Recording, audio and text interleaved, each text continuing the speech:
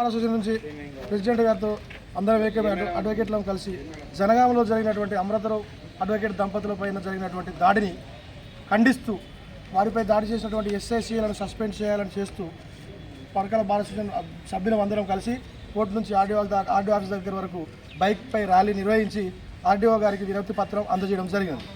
ఇటు వినతి పత్రాన్ని ఆర్డీఓ గారు హయ్యర్ అథారిటీకి పంపమని వెంటనే ఆ దాడి చేసినటువంటి ఎస్ఐసీలపై సస్పెండ్ వేట్ చేస్తూ వారిపై తగిన చర్య తీసుకొని ఆ అడ్వకేట్ దంపతులకు న్యాయం చేయాలని వారికి సహకరిస్తూ మా అందరం అడ్వకేట్లు వారికి వెన్నంటూ ఉంటామని తెలియజేయడం జరుగుతుంది.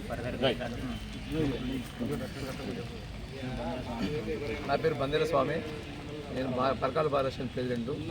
నిన్న జనగాంలో 33 మంది జిల్లాల ప్రెసిడెంట్స్ అందరం అక్కడ మీట్ అయినాం.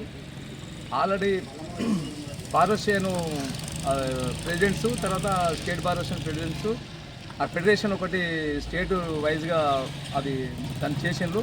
ఆ స్టేట్ వైజ్ ప్రెసిడెంట్ తర్వాత మిగతా వాళ్ళు అందరూ బాడీ వచ్చిండ్రు.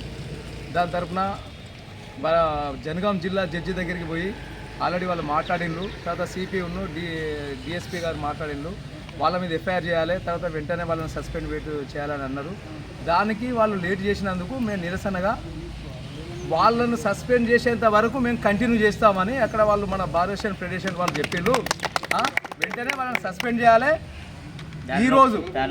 దానిలో భాగంగా ఈరోజు పరకాల బార్ అసోసియేషన్ తరఫున రేపు పరకాల బార్ అసోసియేషన్ తరఫున మేము అడ్వకేట్ ప్రెసిడెంట్, తర్వాత వైస్ ప్రెసిడెంట్, తర్వాత వీళ్ళందరూ కలిసి ఇవాళ ఆర్డీఓ ఆఫీస్ దగ్గరికి వచ్చి ఆర్డీఓ గారికి మేము వినతి పత్రం ఇస్తున్నాం.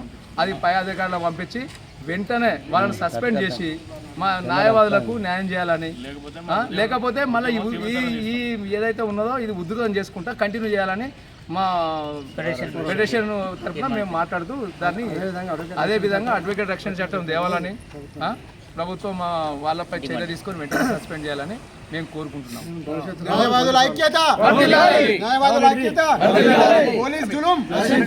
పోలీస్ జులుం